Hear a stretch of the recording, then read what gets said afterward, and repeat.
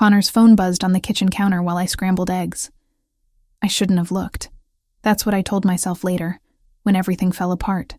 But the screen lit up with a preview of messages from someone named Jess, and the words I saw made my stomach drop. Can't wait for tonight. Your place again? My hands froze. The spatula clattered against the pan. Eggs forgotten. 8 weeks pregnant, morning sickness finally subsiding, and I was staring at proof that the father of my child was sleeping with someone else. I grabbed his phone. No passcode because he trusted me, or because he didn't think I'd ever check. The messages went back months. Explicit photos. Plans made while I was at work. Translating documents in our tiny apartment. Believing we were building something real. Something worth keeping. Connor walked in, towel around his waist, hair still wet from the shower. He saw me holding his phone and his face changed. Not guilty. Annoyed. Madison. Who's Jess? My voice came out steadier than I felt, which was something of a miracle given my hands were shaking. He sighed like I'd inconvenienced him. A friend. Friends don't send pictures like this. Look, I was going to tell you. He grabbed the phone from my hand. Not roughly, but with enough firmness to make his point clear. This isn't working. You and me. I'm not ready to be a father. You said you wanted this baby. I lied. He said it so casually, like admitting he'd lied about liking my cooking or enjoying my favorite movie. I thought I could do it, but I can't. And honestly, I'm not even sure it's mine. The accusation hit harder than a slap would have. I'd never been with anyone else. He knew that. We'd been together for 2 years, lived together for 6 months. But watching him stand there, dripping water onto our bathroom rug, defiant and cruel, I realized he was looking for any excuse to justify what he'd already decided. Get out. This is my apartment, Madison. My name on the lease. You should pack your things. Now? I was shaking. Though whether from rage or shock I couldn't tell anymore. In the middle of the night? I'm calling Jess. She's coming over. So yeah, now would be good. I didn't pack. Didn't take the time to sort through 2 years of accumulated life. I grabbed my keys, my phone, my wallet, and walked out into the February cold, wearing jeans and a sweater that didn't keep out the chill. My car was parked 3 blocks away because parking in Billings was terrible even in winter. By the time I reached it, tears blurred my vision, and my fingers were numb from more than just temperature. I drove without thinking, without destination. Montana stretched empty and dark around me, the highway cutting through nothing but frozen wasteland. Snow started falling, light at first, then heavier. Big flakes that stuck to the windshield faster than the wipers could clear them, building up at the edges. I wasn't dressed for this. Wasn't prepared for anything, really. 26 years old, 8 weeks pregnant with a man who just told me he didn't want our child, didn't want me, maybe never had. My parents were dead. My best friend Camilla was traveling for work. I had exactly nobody. My phone buzzed repeatedly with texts from Connor, but I didn't look. Couldn't. Didn't want to read whatever justifications or accusations he'd decided to throw at me now that I wasn't there to defend myself. The Highway 3 stretched ahead, deserted and treacherous. Most people had enough sense to stay home during a Montana blizzard. But I kept driving, because stopping meant thinking, and thinking meant braking completely. I didn't see the deer until it was directly in front of me. I jerked the wheel hard, too fast. The tires lost traction on black ice I hadn't known was there. The car spun in a sickening rotation that seemed to last forever and no time at all. Then impact. The sound of metal crumpling, glass shattering, the sensation of flipping, the world turning upside down and sideways. Pain sharp and bright across my forehead. Darkness swallowing everything. When I came to, everything was sideways. My seatbelt dug into my chest and shoulder, holding me suspended at an awkward angle. Broken glass glittered in my lap, like deadly confetti. Blood ran warm down my temple, dripping onto the deflated airbag below me. The metallic taste filled my mouth. I fumbled for the seatbelt release with fingers that wouldn't cooperate properly. It clicked after 3 tries. I fell hard against the passenger door, which was now beneath me. The car had rolled at least once, maybe twice. Smoke rose from somewhere under the hood, acrid and threatening. The baby, Panic cut through the haze of pain and confusion. I pressed my hand to my stomach, searching for pain beyond the obvious injuries. Nothing acute, but I needed help. Needed a hospital immediately. Needed someone to tell me my baby was okay. I kicked at the driver's side window until it shattered outward, safety glass exploding into the night. Cold air rushed in, stealing my breath and shocking my system further. I hauled myself through the opening, glass cutting through my jeans, my palms leaving bloody smears on the frame. Snow soaked through my clothes immediately, melting against heated skin before the cold could penetrate. The car was 20 feet off the road, crumpled against a pine tree that had probably saved my life by stopping the roll. I couldn't see any lights anywhere. No houses, no other vehicles, no signs of civilization. Just snow falling thick and fast, burying everything in white silence that felt suffocating. I tried to stand. My legs shook violently, barely holding my weight. Cold bit through my inadequate clothes, and I realized with detached horror that I was going into shock. I needed to stay warm, needed to move, needed to do something other than stand here bleeding into the snow like an idiot. I stumbled toward the highway, leaving dark footprints that filled in behind me within seconds. Each step felt heavier than the last. My vision swam, doubled, then cleared slightly before blurring again. Blood loss or hypothermia. I didn't know which. Both, probably. Help. I tried to shout it, but it came out as barely a whisper. There was no one to hear anyway. Just me and the endless Montana night swallowing everything. I made it maybe 50 yards before my knees gave out. Snow cushioned my fall, soft and almost welcoming. I couldn't get back up. Couldn't feel my fingers anymore. Couldn't feel my toes. Couldn't feel much of anything except a spreading numbness that almost felt peaceful in its own terrible way. This is how I die, I thought, with strange clarity. Alone in the snow because I was stupid enough to drive angry in a blizzard. Because Connor didn't want me. Because I'd always been forgettable, replaceable. I thought about my baby. 8 weeks, barely formed. Would never know I'd wanted them even when their father didn't. Would never know anything at all. Headlights cut through the white curtain of snow. For a moment I thought I was hallucinating, my brain shutting down and offering comfort in my final moments. But the lights grew stronger, and I heard an engine. A vehicle slowing, stopping. Doors opened. Voices, low and urgent. "Boss, we should keep moving. The roads are getting worse by the minute. There's someone in the snow." Footsteps crunching closer through the drifts. I tried to lift my head, couldn't manage it. Strong hands turned me over gently, carefully checking for neck or spine injuries with practiced efficiency. A man's face appeared above me, dark eyes scanning my wounds with clinical precision. He was younger than the authoritative voice suggested. Mid-30s, maybe. Handsome in a way that seemed almost cruel. All sharp angles and focused intensity. A thin scar marked his chin, pale against olive skin. "Can you hear me?" I managed a nod, small and weak. "We're going to get you out of here." He didn't ask if I needed help.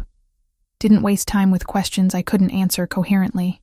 He simply slid his arms under me and lifted as if I weighed nothing at all. I should have been scared. Should have questioned why someone was on this empty highway at this hour. Why he looked like he'd just walked out of a board meeting despite the weather. Why his companion called him boss with that particular tone of deference. But consciousness was slipping away again, and his chest was warm against my frozen skin. That was all that mattered. "Hospital," I mumbled through numb lips. "Pregnant." His arms tightened fractionally around me, almost protective. "How far along?" 8 weeks. "Franco, we're not going to Billings General." "Boss, she needs..." "We just left a meeting with Verciani. You think they won't have eyes on the hospital? We take her to the estate, call Fontanelli. Tell him to be ready for hypothermia, head trauma, possible internal injuries." I wanted to protest. Wanted to insist on proper medical care at an actual hospital with actual doctors. But darkness pulled at me insistently, and the warmth of the vehicle they placed me in felt like salvation after the cold. I heard fragments as consciousness faded, the man's voice giving orders in tones that expected immediate obedience. Someone responding in clipped, professional tones. The sound of an engine pushing through impossible weather. A phone call being made, medical terms I only half understood. Then nothing at all. Pain woke me. Sharp and insistent behind my eyes, radiating down my neck. I tried to move and immediately regretted it. Every muscle in my body screamed protest. Easy. A male voice, older than the one I vaguely remembered from before. You're safe. Don't try to sit up yet. I forced my eyes open. Soft light filtered through gauzy curtains. The room around me looked like something from a luxury hotel. High ceilings, expensive furniture, walls painted in muted grays. Nothing like the stark white of a hospital room. A man in his 60s stood beside the bed, stethoscope around his neck. Kind eyes examined me with professional concern. I'm Dr. Fontanelli. You were in a serious accident. Do you remember? Fragments came back. Connor. The phone. Driving in the snow. The deer. Flipping. Cold. A man lifting me. The baby. My hand shot to my stomach. Is fine, Dr. Fontanelli said quickly, gently pressing my shoulder back down. Strong heartbeat. 8 weeks along, correct? I nodded, relief making me dizzy. You have a mild concussion, some lacerations that required stitches, and we treated you for moderate hypothermia. But the pregnancy is stable. No bleeding, no cramping. You were very lucky. Where am I? A private residence. You needed immediate care, and the weather made hospital transport dangerous. I looked around again, taking in details I'd missed before. The IV in my arm. Fresh bandages on my hands. Someone had changed me into soft pajamas that weren't mine. Through the window, I could see snow-covered grounds, and what looked like a security fence in the distance. I need to leave. I tried to sit up again. The room tilted. Not advisable. A woman's voice came from the doorway. She was beautiful, late 20s, dark hair pulled back severely. Expensive clothes that screamed attorney or executive. The roads are still closed. Another 12 hours at minimum before plows can get through. She walked in with the confidence of someone who owned every space she entered. I'm Lucia Mancini. My brother is the one who found you last night. Your brother. I tried to piece together the fragments. The man with the scar. Adrian, yes. She pulled a chair closer to the bed and sat with perfect posture. He was returning from a business meeting when he saw your accident. Fortunate timing. There was something in the way she said business meeting that made it sound like anything but. I'd like to thank him. And then I need to go. I don't have money to pay for private medical care, but I can set up payments. That's not necessary. Lucia waved a dismissive hand. Consider it handled. You needed help. We provided it. People don't do that. Not without wanting something. A slight smile curved her lips. Cynical for someone so young. How old are you? 26.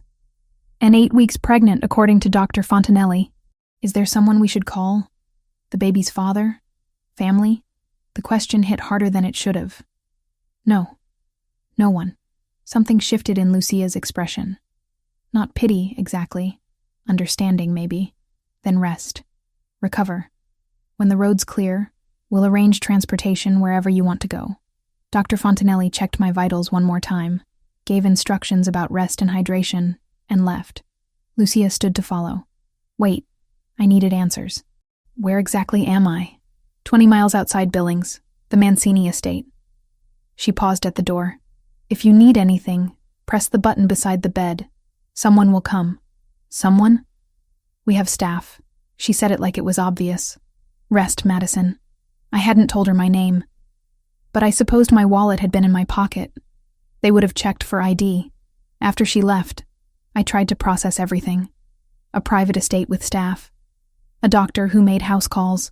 Security fences. A man called boss by his companion. None of it added up to normal. I looked at my phone on the nightstand, surprised they'd kept it charged. 3% battery, but enough to see a dozen messages from Connor. I deleted them without reading. He'd made his position clear. No messages from Camilla. She was probably still on that work trip to Seattle. Wouldn't even know I'd left Connor yet. I sent her a quick text saying I was okay, staying with friends, would explain later. Not a lie, exactly. Just not the truth. Sleep pulled at me despite the afternoon light. The concussion, probably. Or the trauma of nearly dying. I drifted in and out, aware of someone checking on me periodically. different people, quiet and efficient. When I woke again, evening had settled. A tray of food sat beside the bed. Soup, bread, tea. My stomach growled despite the nausea lurking beneath everything. I managed to sit up this time, moving slowly. The IV had been removed. Someone had left fresh clothes on the chair where Lucia had sat. Soft pants, a sweater. They looked expensive. I was picking at the soup when a knock came. Firm. Deliberate. "Come in." My voice came out rough. The door opened. The man from last night. Adrian Mancini. He looked different in the lamplight. Still imposing. Still handsome in that sharp, dangerous way. But something in his expression was carefully neutral. "You're awake." He stayed in the doorway like he was afraid coming closer might spook me. "How do you feel?" Like I flipped a car. I set down the spoon. "Thank you. For stopping. For bringing me here. I'd be dead if you hadn't. You were lucky we came along that road when we did." He moved into the room but kept distance between us. "Dr. Fontanelli says you can travel in a day or two. Once you're cleared, I'll have someone drive you wherever you need to go. I don't have anywhere to go." The admission came out before I could stop it. The apartment was my ex's. "I don't exactly have a place lined up." Something flickered across his face. "The father of your child. Former father." The bitterness surprised me. He made it clear he's not interested in that role. Adrian was quiet for a moment, studying me with those dark eyes that seemed to see too much. "You can stay here until you have a plan. No charge. No expectation. Why would you do that? Because you need help, and I'm in a position to provide it." He shrugged like it was simple. "We have the space. You need time to recover and figure out your next steps. It makes sense." It didn't make sense. People didn't offer strangers refuge in their private estates out of pure altruism. "What kind of business are you in?" The corner of his mouth twitched. Almost a smile. "Import and export. The family has been established in Montana for 60 years. It sounded legitimate. But everything about this place, about him, felt like there was more beneath the surface. The way his companion had called him boss. The comment about eyes on the hospital. The carefully maintained distance he kept even now. I saw security fences. Cameras. We're isolated out here. Security is necessary. He moved to the window, looking out at the grounds. Montana has its dangers. Weather, wildlife. It pays to be cautious. "Is that why you didn't take me to the hospital?" Caution? He turned back, and for a second something genuine crossed his face. "Partly. The weather was getting worse by the minute. My estate was closer and better equipped than risking the drive, and partly because I'd just come from a meeting with someone who doesn't like me very much. Hospitals are public. Predictable. Not ideal when you're concerned about being followed." It was the most honest thing he'd said. "Who doesn't like you?" "A business rival. Nothing you need to worry about." But the way he said it made me worry anyway. "If there's danger here, I should leave. I can't risk—" I touched my stomach instinctively. "You're safer here than anywhere else right now." His voice was firm. "Certain. I give you my word. No harm will come to you under my roof." I wanted to trust him. He'd saved my life, after all. But trust had gotten me exactly nowhere with Connor. "Your word doesn't mean much to me." "I don't know you." "Fair enough." He moved toward the door. "Stay or go. Your choice. But if you stay, you'll be protected. That much I can promise. And if I go, I'll have Franco drive you anywhere in Montana. Arrange a hotel if you need one. Make sure you're set up safely." He paused in the doorway. "But I'd recommend staying. At least until you're stronger. At least until you have a real plan." "Why do you care?" The question stopped him. He looked back, and something in his expression was almost vulnerable. "Because leaving people to freeze in the snow isn't who I am. And because you're pregnant and alone, and I can help. That should be enough." He left before I could respond.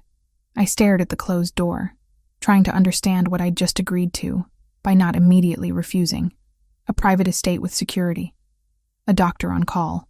A man who commanded deference and offered protection like it was currency. None of it was normal.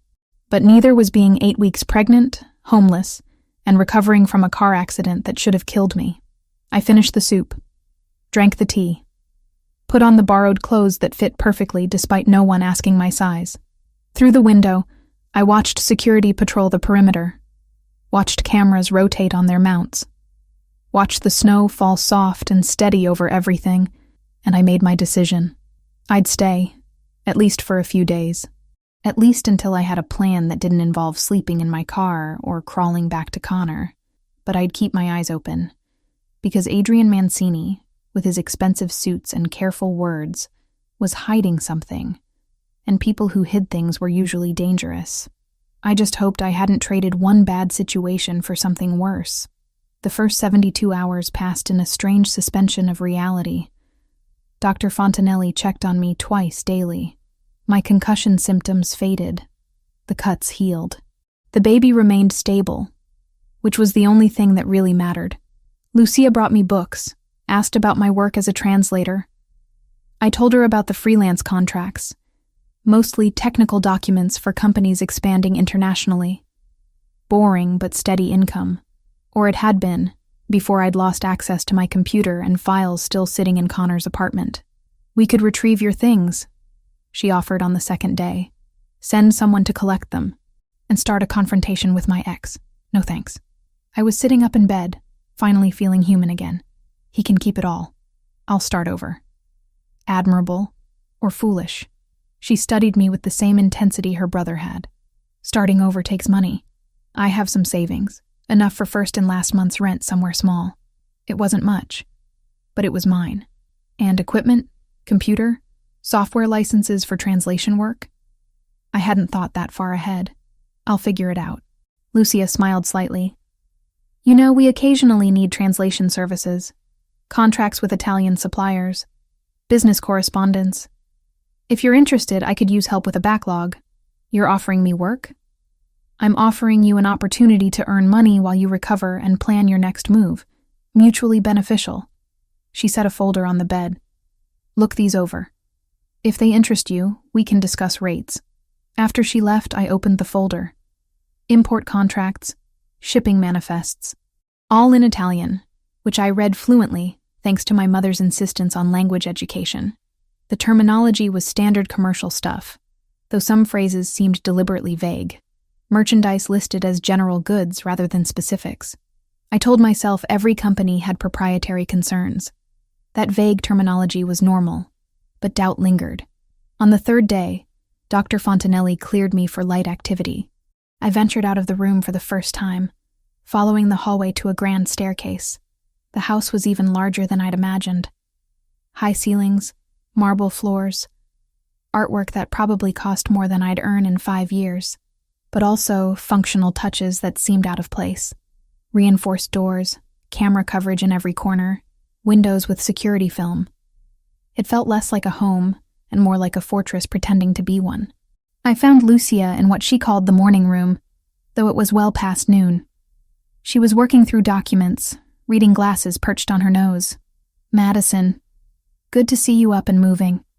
How do you feel?" "Better. Strong enough to go stir crazy if I stay in that room another day." I sat across from her. I looked at those contracts. The translations are straightforward, but some of the terminology is unusual. "How so?" "Vague. Most shipping contracts specify contents. These don't." Lucia set down her pen, expression unreadable. "Our suppliers prefer discretion. Some items are prototypes, trade secrets. Standard practice in competitive industries." It made sense. It also felt like a rehearsed answer. "What exactly does your family import?" "Luxury goods primarily. Italian leather, textiles, wines, some specialty foods. My grandfather started the business 60 years ago when he immigrated. Adrian has expanded it significantly." "And export?" "Montana beef, timber products, agricultural equipment." She picked up her pen again. "Nothing sinister, if that's what you're asking." I wasn't. Yes, you were. But she didn't sound offended. "You're smart to ask questions. This house, the security, it raises questions. The truth is, we're wealthy and isolated. That makes us targets. We've had theft attempts, vandalism, so we take precautions." The man Adrian mentioned, the rival, Sergio Verciani. "He runs competing import operations, undercuts our prices with inferior goods, spreads rumors to damage our reputation. Business rivalry can be vicious. She met my eyes. But you're safe here. That I promise. I wanted to believe her. Wanted to accept the simple explanation. But I'd spent 2 years believing Connor's lies. And I was done being naive. Still, I needed work. Needed time to heal and plan. And translating documents, even suspicious ones, wasn't illegal. I'll do the translations. Standard freelance rates? Double them. You're doing us a favor on short notice. Lucia smiled. I'll have them sent to your room with a laptop. Take your time. That evening, the roads finally cleared. I could leave if I wanted. Should leave, probably. Instead, I worked on translations, earning money I desperately needed, in a house that felt like it was hiding secrets. Dinner was served in a formal dining room. Lucia had insisted I join them rather than eating alone. Adrian sat at the head of the table, Franco to his right. I took the seat Lucia indicated, feeling out of place in borrowed clothes at a table that could seat 20. You're looking better, Adrian said. Not quite a question. Dr. Fontanelli says I'm healing well. Thank you again for arranging that, and for letting me stay. The words felt inadequate. I'll be out of your way soon. You're not in our way. He served himself from platters brought by silent staff. Lucia mentioned you're helping with translations. It's the least I can do, and I need the work. What made you become a translator? Franco asked. First words he'd spoken to me directly. My mother was Italian. She taught me the language growing up. After she died, it felt like keeping a piece of her alive. I hadn't meant to be so honest. The words just came. Something shifted in Adrian's expression. My mother died when I was 12. Cancer. I understand wanting to hold on to what remains. And your father? Left before that. Couldn't handle her illness. His voice was flat, emotionless. My grandfather raised Lucia and me. Taught us about family, loyalty, what it means to protect what's yours. He sounds like a good man. He was. Died 5 years ago. Left me the business and expectations I'm still trying to live up to. Adrian met my eyes across the table. What about your father? Died in a car accident when I was 16. Just me and Mom after that. Then she got pneumonia 3 years ago and didn't recover. I pushed food around my plate. So I understand being alone. Silence settled. Not uncomfortable exactly. More like mutual recognition of shared loss. You're not alone now, Lucia said quietly. Not while you're here. I wanted to argue that I was only a temporary guest. That this wasn't real. That I'd be gone soon. But the warmth in her voice made me swallow the words. After dinner, I wandered the first floor. Large windows overlooked the grounds, now lit by security lights. I counted 6 guards on patrol. More than seemed necessary for simple theft prevention. Can't sleep? I turned. Adrian stood in the hallway, still in his dinner clothes but jacket removed, sleeves rolled up. He looked more human this way, less intimidating. Exploring. This house is incredible. Built by my grandfather with money from the import business. He wanted something that would last, that would tell people the Mancini name meant something. Adrian moved to stand beside me at the window. Sometimes I think the house is too big for just Lucia and me. It does seem designed for a larger family. It was. Grandfather imagined generations living here. Cousins, aunts, uncles. But most of the family stayed in Italy. Just a few of us made the journey. He glanced at me. Do you ever think about going back? To Italy? I've never been. Mom always meant to take me, but money was tight. Then she was gone. I watched snow begin falling again, light flurries. Maybe someday, when this is over, when you're settled somewhere, you should go. See where half of you comes from. The certainty in his voice made me smile. Confident I'll have the money for international travel. I'm confident you'll figure out how to get what you want. You're a survivor. He said it like fact, not flattery. We stood in comfortable silence, watching the snow. Then a phone buzzed.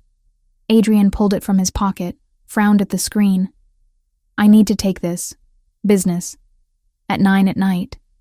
Import operations don't respect time zones. He moved toward his office, then paused. Madison, if you have nightmares again, don't hesitate to call someone. The staff knows to respond. How did you... Walls aren't as thick as you'd think. I heard you last night. He looked almost embarrassed. Bad dreams are normal after trauma. He left before I could respond. I stood alone in the hallway, realizing Adrian Mancini had been awake at 2 a.m, close enough to hear me through walls. Either he was an insomniac, or he'd been specifically listening. I wasn't sure which possibility unsettled me more. I returned to my room, locked the door, and pulled out my phone. It was time to call Camilla for real, to explain what had happened. But looking at her contact information, I hesitated. What would I say? I'm living in a mansion with a man I don't know, translating contracts that might not be legal, because I have nowhere else to go. Instead, I opened the translated documents and worked until my eyes blurred. At least this was something I could control. Something that made sense in a situation where nothing else did. Outside my window, security lights blazed. Guards patrolled. Cameras recorded everything. And somewhere in this enormous house, Adrian Mancini conducted business that required armed protection, and happened at hours when normal people slept. I should leave. I knew that, but I also knew I'd agreed to stay. At least a few more days. At least until I had a real plan. At least until I understood what I'd stumbled into. 10 days after the accident, I'd fallen into something resembling routine. Mornings translating documents in my room. Afternoons with Lucia, learning more about the import business than I probably should. Evenings at dinner where Adrian and I exchanged carefully polite conversation that never went deeper than surface pleasantries. I'd learned to ignore the security presence, to not flinch when Franco appeared in doorways without sound, to pretend the reinforced windows and armed patrols were normal. Camilla had finally returned my calls. I'd kept it vague, said I'd left Connor and was staying with distant family connections while I figured things out. She'd offered her couch, but I'd declined. Told her I needed space to think. Not entirely a lie. I was working on a particularly complex shipping manifest when the explosion rattled my windows. Not loud. Not close enough to shatter glass, but unmistakable. I dropped the laptop and ran to the window. Smoke rose from the direction of the front gates, dark against the afternoon sky. My door burst open. Franco, expression grim. Come with me, now. What's happening? No time. Move. He grabbed my arm, not rough but insistent. I stumbled after him down the hallway. Lucia appeared from another room, face pale. How many? Unknown. Adrian's coordinating response. I need to get you both secured. Franco led us toward the back of the house, to a door I'd never noticed before. Heavy steel disguised to look like wood paneling. What about Adrian? Lucia demanded. Following protocol. He'll join you when the perimeter is secure. Franco punched a code into a keypad. The door swung open, revealing stairs descending into darkness. My heart hammered against my ribs. This wasn't theft prevention. This was military-grade security for an active threat. The stairs led to a basement room that looked more like a bunker. Concrete walls. Emergency supplies lined in neat rows. Communications equipment. And guns. Multiple rifles secured in a locked case. Stay here. Don't open the door for anyone but Adrian or me. Franco handed Lucia a phone. Direct line to security command. Use it if anything goes wrong. Franco, Lucia started. But he was already gone, the door sealing behind him with a definitive click. I turned to Lucia, whose composure had finally cracked. What the hell is going on? Sit down, Madison. No. I want answers. Real ones. That wasn't a theft attempt. That was an attack. Lucia moved to the communications console. Flip switches. Static crackled. Then voices. Men reporting positions. Someone saying the south fence was breached. Adrian's voice, calm and commanding, directing response. Lucia. My voice came out harder than I intended. Tell me what your family really does. She looked at me for a long moment, making calculations, weighing risks. Finally, she sighed. Import and export. That part is true. But not just legal goods. So you're criminals. We're survivors in a world that doesn't offer many legitimate paths to power for immigrant families. She sat, suddenly looking tired. My grandfather came here with nothing. Built an organization that protected our community, provided for people the system ignored. Yes, some of it operates outside the law. But we have rules. No human trafficking. No drugs that destroy lives. No violence against innocents. Those are pretty specific rules for a legal business. They're rules my grandfather established when he realized legitimate business alone wouldn't keep the family safe, wouldn't give us leverage against people like Verciani. I sank into a chair, processing. Sergio Verciani, the rival Adrian mentioned. He's not just a business competitor, is he? He represents the Cartel del Golfo. They're expanding north through Montana, using the Canadian border as a new route. Adrian's been blocking their access to distribution networks, refusing partnerships that would compromise our rules. Lucia rubbed her temples. 6 weeks ago, Verciani made it clear he'd take what he wanted by force if necessary. And I'm caught in the middle of a gang war. You're under Adrian's protection. That means something in this world. I didn't ask for protection. I didn't ask to be pulled into this. But even as I said it, I knew it wasn't fair. Adrian had saved my life. The alternative was freezing to death in the snow. Above us, muffled sounds suggested the fight continued. Gunfire, brief and controlled. Shouting in Italian. I thought about the baby. About how spectacularly I'd failed at providing a safe environment before it was even born. Connor's rejection. A car accident. And now actual combat happening over my head. I need to leave. As soon as this is over, I need to get out of here. Where will you go? Lucia's question was gentle. You have no apartment, limited funds, no support system. At least here you're protected. Protected or imprisoned. There's a difference. Believe me, 15 minutes passed. 20. The voices on the radio reported perimeter secured. Intruders neutralized or fled. Adrian's voice cut through. Status on Lucia and Madison? Secure in the safe room, boss. I'm coming down. 2 minutes later, the door opened. Adrian stepped through and my breath caught. Blood streaked his left arm, soaking through his shirt. Not his blood, I realized, seeing the perfectly controlled way he moved. Or not entirely his blood. Everyone okay? His eyes found me first, scanning for injury. We're fine. You're not. Lucia stood, reaching for a first aid kit mounted on the wall. Let me see that arm. It's superficial, graze from flying debris, but he let her push up his sleeve, revealing a shallow cut across his forearm. Nothing serious, but enough to bleed. Lucia cleaned it efficiently while Adrian watched me. I'm sorry you had to see this. Had to be part of it. What was it? Really? A probe. Verciani testing our defenses, seeing how we respond. Adrian winced as Lucia applied antiseptic. They hit the gates with enough force to gauge response time, then retreated. Professional.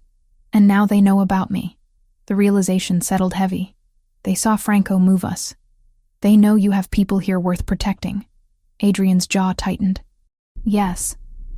So I'm a liability, a target they can use against you.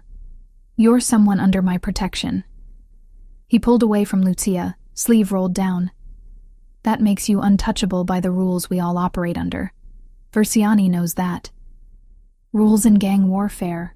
Sure, those are super reliable. I couldn't keep the sarcasm out.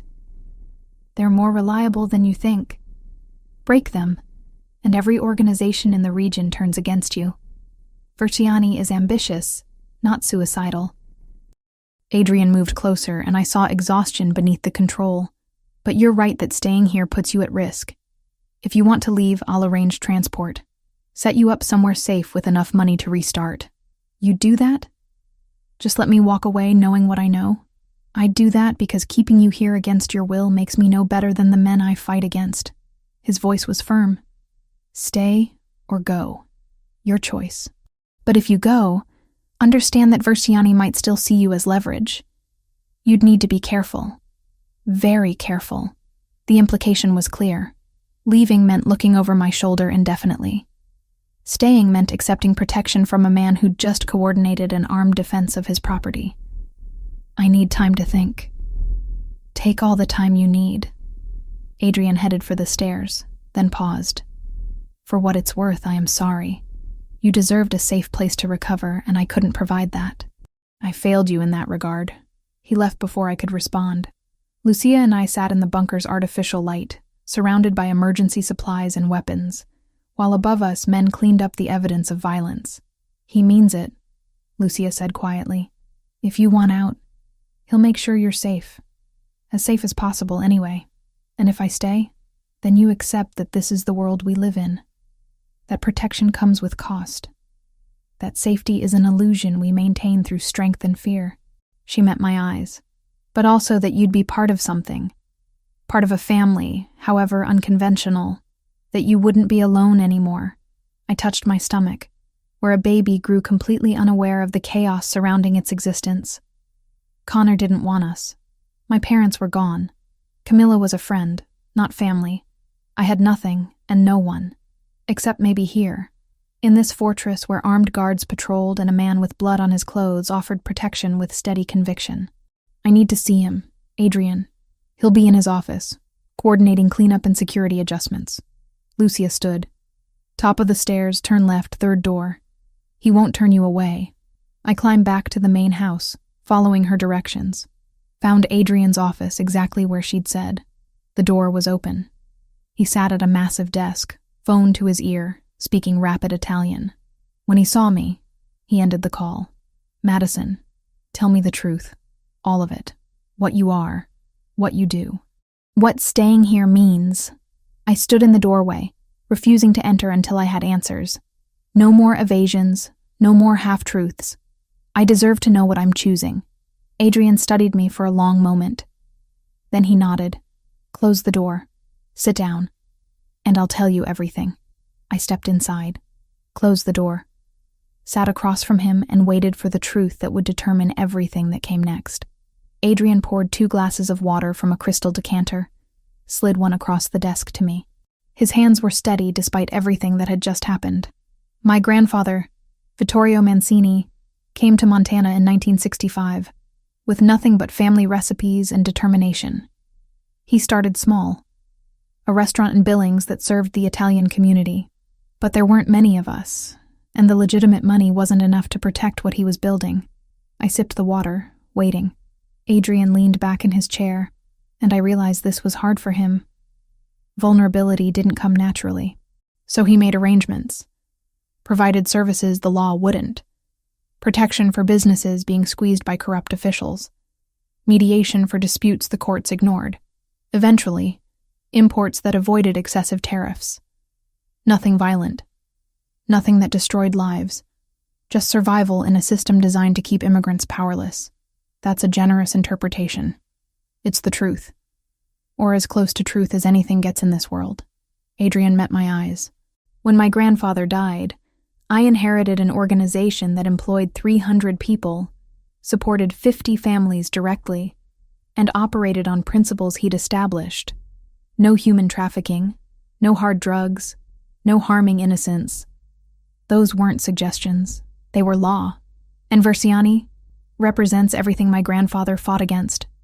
The Cartel del Golfo deals in human misery, opioids, forced labor, violence without conscience. They're expanding north, using the Canadian border as a new supply route. Montana is strategic because it's isolated, under-policed, and connects directly to distribution networks across the northern United States. I processed this, trying to reconcile the man who'd carried me from the snow with the criminal he was describing. "So you're the good mob versus the bad mob. I'm the lesser evil trying to hold territory against a greater one." His voice hardened. "You want moral absolutes? I can't give them. What I do is illegal. What I order sometimes hurts people. But I operate by rules that mean something, and I draw lines Versiani crossed years ago. Why tell me this?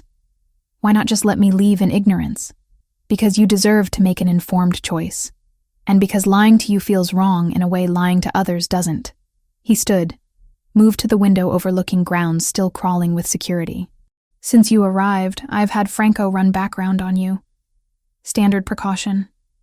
I know about your parents, your work, Connor. I know you're alone and pregnant and terrified. The invasion of privacy should have angered me. Instead, I just felt tired. And what did your research tell you? That you're exactly who you seem. Someone dealt a bad hand trying to survive." He turned back. "That's why I'm giving you a choice. Stay under my protection with full knowledge of what that means. Or leave with enough money to start over somewhere Versiani won't think to look. Either way, I'll do everything I can to keep you safe." "Why?" Why do you care what happens to me? The question seemed to catch him off guard. He was quiet for a long moment, and when he spoke, his voice was softer. Because leaving you in that snow wasn't an option. Because you remind me that not everyone in this world operates from angles and advantages. And because when I look at you, I see someone worth protecting. That's rare enough to matter. Heat crawled up my neck. I looked away, unable to hold his gaze. I don't know how to process any of this. Take time. Watch how we operate for a few days. Talk to Lucia about what the organization actually does. Then decide. He returned to his desk, shuffled papers like we'd just discussed quarterly earnings instead of organized crime. In the meantime, I have a situation to manage. Versiani sent a message today. I need to send one back. What kind of message? The kind that makes it clear attacking my home carries consequences. His expression went cold, and I saw the other side of Adrian Mancini, the one who commanded armed men and made decisions about life and death. You should rest. This won't be pleasant. I stood to leave, then hesitated at the door. The baby. If I stay, can you promise they'll be safe? I can promise I'll die before I let anything happen to either of you. That good enough? It should have sounded dramatic. Instead, it sounded like simple fact. I nodded and left him to whatever message he was planning. The next 3 days, I watched. Lucia walked me through legitimate operations, showed me import records that were legal and profitable. But she also didn't hide the other side.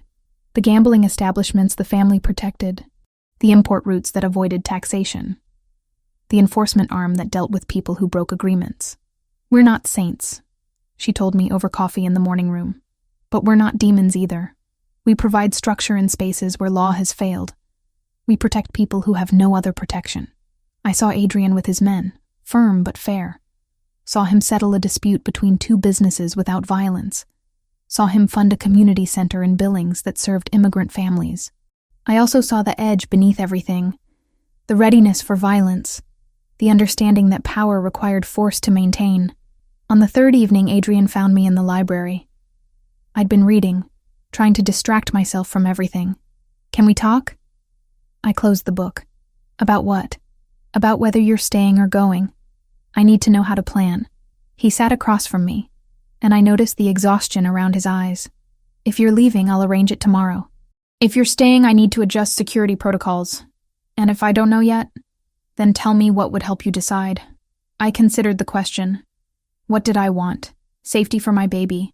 Work that used my skills. To not be alone. All things this place offered, wrapped in moral complexity I couldn't untangle. Tell me about your mother.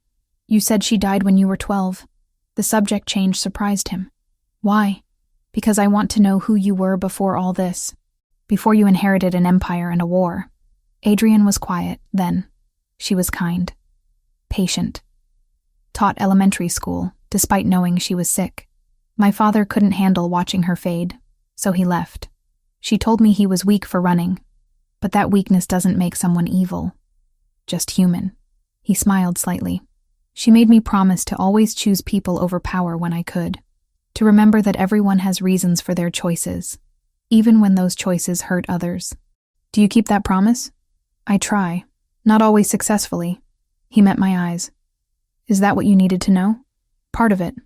I set down the book. I'll stay, for now, until I figure out my next step, or until the baby comes, whichever happens first. Relief flashed across his face before he controlled it. You're sure? No, but I'm out of better options, and at least here I understand the dangers. I stood. But I have conditions. I want to work legitimately on your legal imports. I don't want to know details about the illegal side. And if this gets too dangerous, if Versiani escalates, I'm leaving whether you agree or not. Fair terms.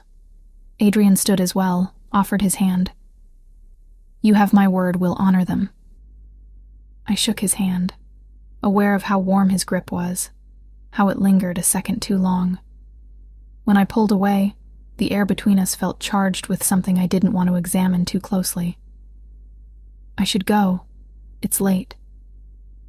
Madison. He stopped me at the door. Thank you for trusting me even a little. I know it's not easy. I nodded and fled before I could do something stupid like admit how safe I felt despite everything. How his presence made me feel seen in ways Connor never had. How dangerous that attraction was given everything between us. That night, I dreamed of the accident again. But this time when I was dying in the snow, Adrian appeared not as rescuer but as something else. Something inevitable and terrifying and desired all at once. I woke gasping, covers tangled around my legs. The dream lingered, uncomfortable in its implications. A soft knock interrupted my spiraling thoughts. "Madison? Are you okay?" Adrian. His voice muffled through the door but concerned. I should have told him to leave. Should have maintained distance. Instead, I opened the door. He stood in the hallway in sleep pants and a t-shirt. Hair mussed like he'd been asleep but woken by something. Nightmare. I admitted. "I'm fine." "You're shaking." I was. I wrapped my arms around myself, suddenly aware I was in thin pajamas, and he was too close, and my heart was racing for reasons that had nothing to do with fear. It's just processing everything. "I'll be okay." Adrian studied my face, then nodded slowly. "If you need anything, I'm just down the hall. Don't hesitate." He started to leave. I don't know what possessed me. Maybe the dream or the admission or the way he looked at me like I mattered. But I reached out and caught his wrist. "Stay. Just for a minute." He froze. "Madison, I don't want to be alone right now. That's all." But it wasn't all. And we both knew it. Adrian's expression shifted into something conflicted. Wanting and restraint warring visibly. "That's not a good idea." "I know." I didn't let go. "Stay anyway." He hesitated another moment, then stepped into the room. Sat in the chair by the window instead of the bed, maintaining distance even while granting my request. We sat in the dark, not speaking, until my breathing steadied and the nightmare faded. When he finally left, I lay awake wondering what I'd just started and whether I had the strength to stop it. 2 days after Adrian's operation against Verziani, an uneasy calm settled over the estate. Security had been doubled, but no new attacks came. Franco reported Verziani's people had retreated, regrouping. I tried to pretend everything was normal. Worked on translations, had meals with Lucia. Avoided being alone with Adrian because something had shifted between us that night in my room, and I didn't know how to handle it. My phone rang. Camilla. I'd been dodging her calls for 2 weeks. "Madison Cole? You've been ghosting me. What's going on?" "It's complicated." "Is Connor bothering you?" "Connor's not the problem." I moved to the window, watching security patrol. I left him. "I'm somewhere safe. I just need time to figure things out." "Where are you?" "Outside Billings. With people who are helping me get back on my feet." "That's not an answer." Camilla knew me too well. "Madison, you're scaring me. Are you in trouble?" "No, I promise. I'm actually safer than I've been in a long time. I'm coming to see you. This weekend. You can't stop me." My stomach dropped.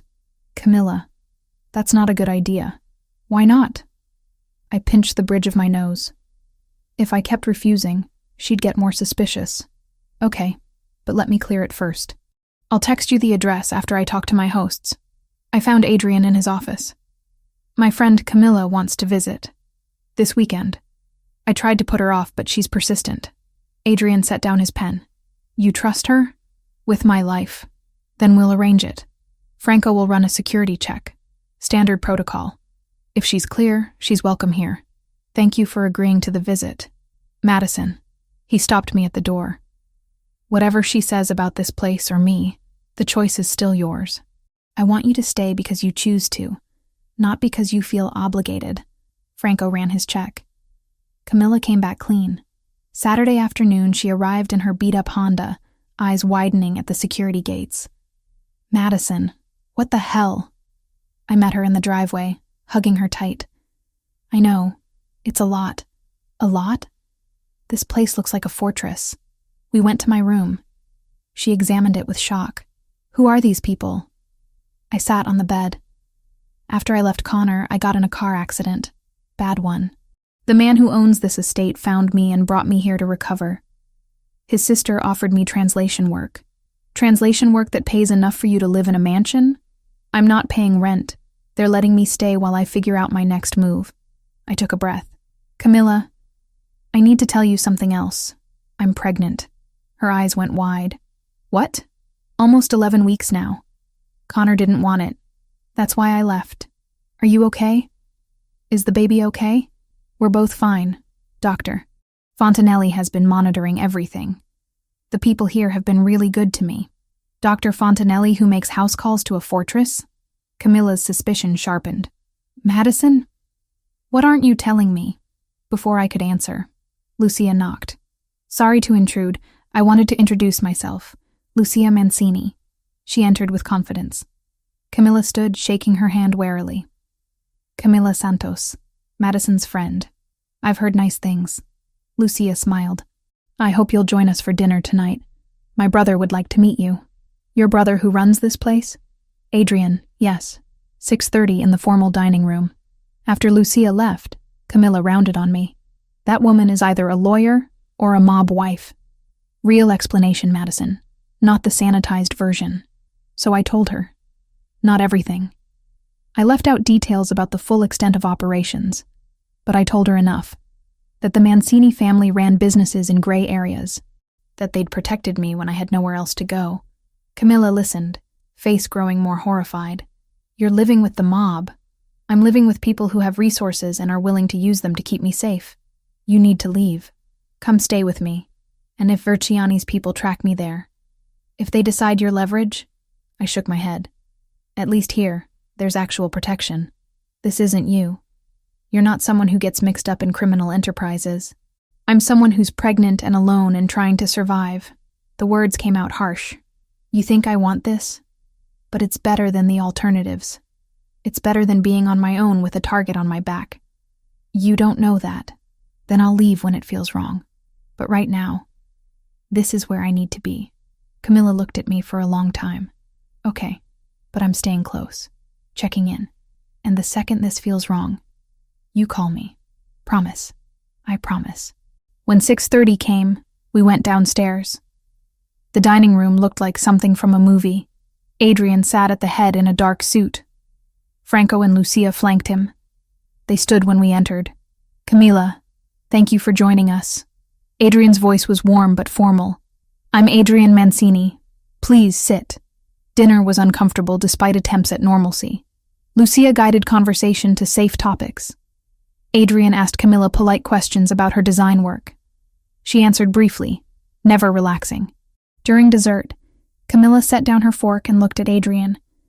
So what happens when Madison wants to leave? Can she just walk out? The table went silent. Adrian met her challenge. She's free to leave whenever she chooses. I've made that clear from the beginning. And you just let her go? No strings? I'd make sure she went somewhere safe with resources to start over. Just like I promised. His voice was steady. Your friend isn't a prisoner. She's a guest I'm doing my best to protect.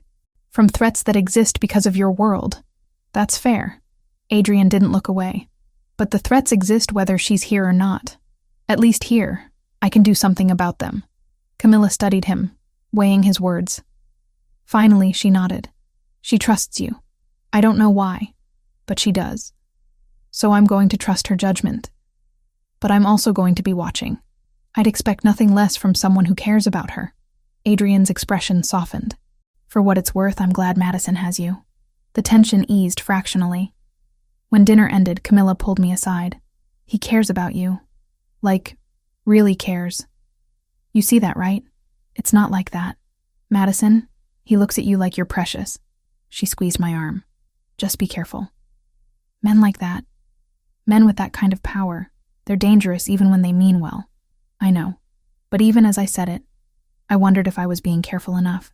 Camilla stayed the night, left the next morning with promises to call daily. As I watched her drive away, I felt the weight of my choices settling heavier. I'd chosen to stay, to accept protection from a criminal, to let myself feel safe in a place built on violence. And somewhere in the back of my mind, I wondered when safe had started feeling like home. That afternoon, I was translating in the library when Adrian found me. He looked troubled. We need to talk. There's been a development. My stomach clenched. What kind of development? Verciani reached out. Wants to meet. Says he has information about your friend Camilla that I need to hear. Adrian's jaw was tight. It could be a trap. Or it could be legitimate intelligence. Either way, I can't ignore it. What kind of information about Camilla? He wouldn't say over the phone. But he mentioned her by name, Madison. That means he's been watching, tracking connections. Adrian moved closer. I wanted you to know before I went. Franco will stay here with enhanced security. You and Lucia will be protected. You're going alone? With a team. But yes, I'm going. He touched my shoulder briefly. If something happens to me, Franco has instructions. You'll be taken care of, kept safe, I promise. Don't talk like that. I have to be realistic. His hand lingered. But I'll come back. I always do. He left that evening, taking 20 men with him. I watched from my window as the convoy of vehicles disappeared down the drive. Lucia found me an hour later, 2 glasses of wine in hand. She kept one, offered me the other. I can't. The baby. Right, sorry. She sat beside me, sipped her wine. He'll be fine. Adrian survived worse than Verziani. That's supposed to be comforting? It's supposed to be truth. She looked at me. You're falling for him. I wanted to deny it. Couldn't. It's complicated. Everything about Adrian is complicated, but he's also the most loyal person I know. If he cares about you, and he does, he'll move heaven and earth to keep you safe, even if it means walking into traps. Especially then. Lucia finished her wine. That's who he is. It's what makes him both the best and worst person to love. Love. The word hung between us, terrifying in its accuracy. Hours passed. Midnight came and went. I couldn't sleep, couldn't stop imagining worst-case scenarios. Finally, at 2 a.m, headlights swept the drive. I ran downstairs, not caring about propriety or caution. Adrian walked through the door looking exhausted but whole. When he saw me, something in his expression cracked. You waited up. What did Verziani say? Later. Right now I just need... He stopped himself, but I understood what he couldn't say. I closed the distance between us. You came back. That's what matters. We stood there in the entrance hall, not touching but close enough that I could feel his warmth. Close enough that the space between us felt alive with everything we weren't saying. Madison, don't. Not tonight. Just be here. Be okay. He nodded slowly. And for a moment, in the silence of the house, it was enough. The morning after Adrian's meeting with Verziani, he finally told me what had transpired. We sat in his office, door closed, while he explained with careful control. Verziani has been tracking Camilla for 3 weeks. He approached her, showed pictures of you here, of the estate, told her that her little brother owed money to some of his associates. My blood went cold. Camilla doesn't have a brother. She does. Lucas, 19, college dropout, got into debt with dealers working for the cartel. Adrian's jaw was tight. Verziani told Camilla he'd forgive the debt if she provided information. She wouldn't. But doubt crept in. Camilla was protective. If someone threatened family, she'd do anything. She did. Not much. Vague details about layout, number of guards she saw, but enough. Adrian stood, paced to the window. He used that meeting to tell me he has leverage now. That if I don't withdraw from the northern distribution networks, he'll use it. Use Camilla? Or use me? Both. He turned back, and I saw genuine fear beneath his anger. He knows you're the weakness, Madison. That you're the one person I won't risk. The admission hung heavy. I stood. So what do we do? I've already sent men to extract Lucas. Get him into rehab on our dime, protected. Camilla's being brought here now. You're bringing her into this? She's already in it. Better here where I can protect her. Adrian moved closer. But we have a bigger problem. Verziani made it clear this was a warning. His next move will be more aggressive. He'll come for me. He'll try. Adrian's voice went cold. Which is why we're moving you to a secure location until I can neutralize the threat. No. He blinked. Madison? No. I'm not running while you handle things. I crossed my arms. If Verziani wants a confrontation, give him one. But do it with me here, where I can know what's happening. That's not safe. Nothing about this is safe. But I'd rather face danger with information than hide in ignorance. I held his gaze. I'm staying. Adrian studied me, something in his expression shifting. You're more stubborn than I gave you credit for. A knock interrupted. Franco entered, face grim. Boss, we have a situation. Camilla's not at her apartment. Neighbors say 2 men came for her an hour ago. Hispanic, driving a black SUV. The blood drained from my face. Versiani has her. We don't know that yet. But Adrian's expression said otherwise. Franco, activate all assets. I want eyes on every cartel property in Montana. On it. Franco left, already making calls. I grabbed Adrian's arm. We have to find her. We will. His hand covered mine. I promise you, Madison. We'll get her back. How can you promise that? Because I don't break promises. Not to you. He pulled away. Stay with Lucia. I'm taking a team. I'm coming with you. Absolutely not. She's my friend. I'm not sitting here while you risk your life to fix my mess. I planted myself between him and the door. You want me safe? Keep me where you can see me. Adrian looked like he wanted to argue. Fine. But you stay in the vehicle. You follow Franco's orders exactly. Clear? Clear. 20 minutes later, I was in an armored SUV with Franco while Adrian led a convoy toward Billings. We had 3 potential locations based on intel. Franco drove in silence, occasionally speaking into his radio.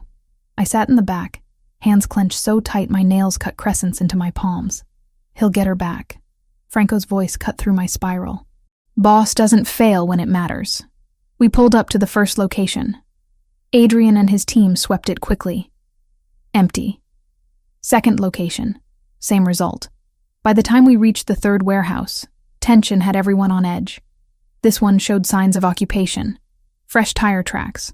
Lights visible through windows. Adrian gave orders through his radio. Teams positioned at 3 entry points. Franco and I stayed back 50 yards. If I give the signal, you drive out of here. Franco's hand rested on his weapon. Straight to the estate. I'm not leaving without you and Adrian. You will if I tell you to. The assault began. Adrian's team breached 2 entrances simultaneously. Gunfire erupted. Sharp cracks that made me flinch. It lasted less than 5 minutes. 5 minutes that felt like hours while I watched smoke rise. Then Adrian's voice on the radio. Clear. We have her. Bringing out 2 civilians. Relief nearly buckled my knees. Franco drove us closer. Men emerged, some wounded but mobile. Then Adrian, supporting Camilla, who looked shaken but unharmed. Behind them, another man. Lucas, probably. I jumped out before Franco could stop me, running to Camilla. She collapsed into my arms, shaking. I'm sorry. God, Madison, I'm so sorry. He said he'd hurt Lucas. I didn't know what to do. It's okay. You're safe now. I held her tight. We'll figure this out. Adrian approached, blood speckling his shirt, but none of it his. We need to move. Versiani wasn't here. He'll retaliate fast. Where's he likely to strike? Franco asked. Estate is too fortified. He'll try to catch us in transit. Adrian's eyes found mine. Madison, get back in the vehicle. Now. I helped Camilla into the SUV. Lucas climbed in after her, looking shocked. Franco took the driver's seat while Adrian got into the lead vehicle. We drove fast through Billings, convoy tight. I kept waiting for ambush. We were 10 minutes from the estate when it happened. A semi-truck pulled out from a side road blocking our path. The lead vehicle swerved. Our SUV screeched to a halt. Behind us, 2 more vehicles appeared, boxing us in. Contact. Franco's voice was eerily calm. He threw the SUV in reverse. Gunfire shattered that plan, bullets pinging off armor plating. Get down! Franco yelled. I pulled Camilla and Lucas to the floor. Through the windows, I saw Adrian's team engaging hostiles. A firefight in broad daylight on a Montana highway. Franco returned fire through his window, movements practiced. The SUV's armor held, but we were trapped. Then Adrian was at our vehicle, yanking the door open. Out. Move now. Franco provided cover while we scrambled out. Adrian grabbed my hand, pulling me toward another vehicle that had broken through. Camilla and Lucas ran behind us. Bullets whined past too close. We made it. Adrian shoved me inside. then turned back to cover our rear. I saw him fire, saw one of Verziani's men fall, saw him move through chaos like he'd been born for it. Franco got Camilla and Lucas into another vehicle. Adrian's team created a corridor of suppression fire. We broke through, leaving burning wreckage behind. The rest of the drive back happened in stunned silence. When we finally reached the estate, I was shaking so hard I could barely stand. Adrian helped me out, hands steadying me. "You okay?" Define okay. But I was alive. We all were. Inside, Dr. Fontanelli checked everyone. Minor injuries, some shrapnel wounds, nothing serious. Camilla and Lucas were set up in secure rooms. I found myself in Adrian's office with Lucia and Franco present. Verziani just declared open war. Lucia's voice was tight. That wasn't subtle.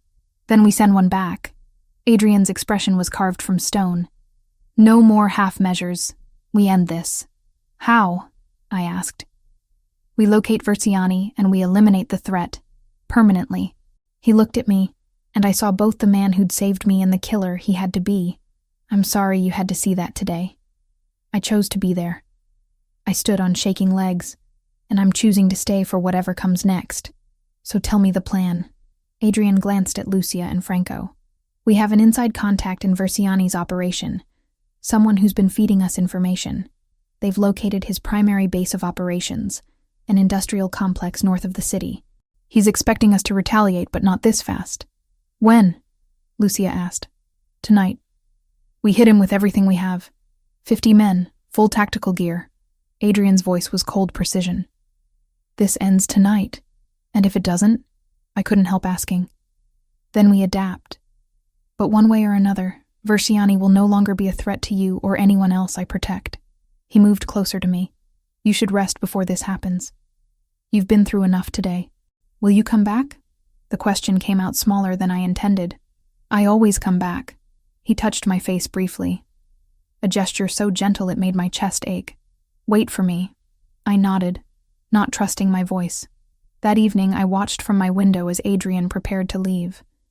Watched him check weapons, give orders, transform into someone harder and more dangerous than the man who'd held my hand. Lucia sat with me. He'll be careful. He has reason to come back now. Because of me. Because of you. She squeezed my shoulder. That's a gift, Madison. Don't waste time feeling guilty about it. Hours passed. Midnight. 1, 2. Every second felt like eternity. Finally, at 3 a.m, headlights swept the drive. I ran downstairs, heart in my throat. Adrian walked through the door, exhausted, blood-stained, but alive and whole. It's done. He said it simply. Verziani's dead. His operation is dismantled. It's over. I crossed the distance between us, not caring about blood or propriety. I just needed to touch him, to confirm he was real and safe. You came back. I promised. His arms came around me, holding me against his chest. It's over, Madison. You're safe now. Really safe. I let myself believe it. Let myself feel the relief and fear, and something deeper I wasn't ready to name. We stood there in the entrance hall, holding each other, while the weight of what had happened settled around us. The war was over. But whatever existed between Adrian and me was just beginning. A week after Verziani's death, Montana felt different. Quieter, like the state itself had been holding its breath and finally exhaled. Camilla and Lucas stayed at the estate for 3 days before Lucas went to the rehabilitation facility Adrian had arranged. Camilla hugged me goodbye with tears, promising to visit once things settled. She'd seen too much, but she'd also seen how Adrian protected those under his care. That counted for something. The days blurred together in a strange new rhythm. Adrian spent long hours with Franco and Lucia, managing the aftermath. Territories had to be secured. Agreements made with other organizations. The business of crime required as much paperwork as legitimate enterprise. I kept working on translations, now openly handling both legal and questionable contracts. I'd crossed that line. No point pretending otherwise. My pregnancy progressed steadily.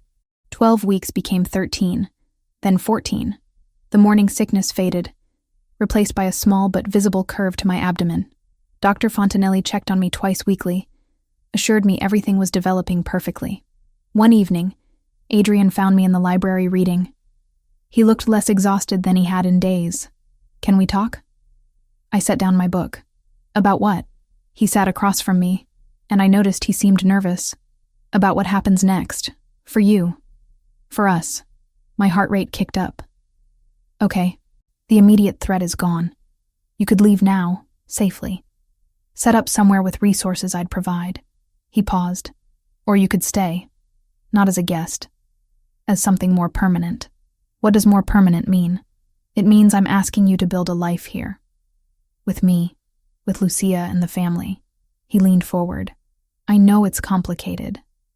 I know what I am.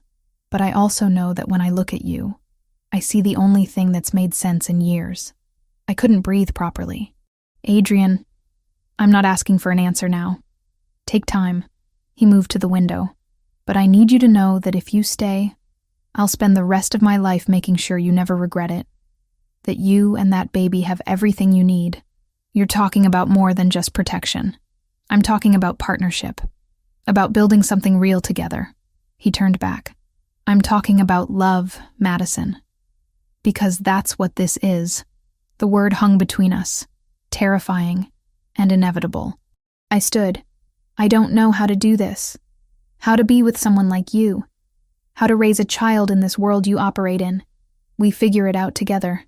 He crossed the room, stopped close enough that I could feel his warmth. "But only if you want to. This has to be your choice." I looked up at him, at this man who'd saved me, who'd protected me through a gang war, who'd shown me more loyalty than anyone in my life, who was also a criminal, someone who operated outside every moral boundary I'd been raised with. And I realized I didn't care about the morality anymore. When the man offering you darkness also offered safety and something that felt like home, principles became flexible. "I want to stay." The words came out quiet but certain. "Not because I'm afraid, but because when I think about the future, you're in it." Something fierce and vulnerable crossed his face. He cupped my jaw gently. "You're sure?" "Terrified, but sure." I leaned into his touch. "So what does that make us?" "Partners, in everything that matters." He pressed his forehead to mine. "I have a 5-year plan. Transition away from illegal operations, focus on legitimate business. Lucia's working on the legal framework. I'm committed to building something our children could inherit without shame. Our children." The phrase caught me. "Yours is mine if you'll let me claim them. Any others we might have." He smiled slightly. "I want that future. With you." I kissed him. It was messy and desperate, and full of relief that we'd finally stopped dancing around what existed between us. When we pulled apart, he looked at me like I was precious. "Stay tonight, with me. Not for anything physical. Just stay. I want to wake up knowing you're here." "Okay." We went to his room, larger and more lived in than my guest room. He gave me clothes to sleep in, and we lay in his bed in the dark. Then his hand found mine, fingers interlacing. "Thank you," he said it so quietly, "for trusting me. Thank you for finding me in the snow." I squeezed his hand, for saving me in every way that mattered. We fell asleep like that, future uncertain, but less terrifying together. The next morning, Lucia found us at breakfast. She took one look at our intertwined hands and smiled. "About time. Nothing gets past you. I'm a lawyer and his sister. I notice everything." She poured coffee. "So what's the plan?" Adrian looked at me. "Madison's staying. Permanently. We'll need to set up proper legal protections. Already drafted." Lucia pulled out a folder. "Trust documents, medical proxies, inheritance structures. Welcome to the family, Madison." Family. I hadn't had family since Mom died. Now I had Adrian, Lucia, Franco, even Dr. Fontanelli. A strange, unconventional family built on loyalty. The weeks turned into months. I reached 16 weeks, then 18. The baby's movements became noticeable, little flutters that made everything more real. Adrian attended every doctor's appointment, asked questions, memorized dietary requirements, built a nursery adjacent to his room. Our room, now. Camilla visited monthly, brought baby clothes and stories about Lucas's progress in rehab. She'd made peace with my choices. One afternoon in late spring, Adrian took me to the mountains, the family chalet, isolated and beautiful.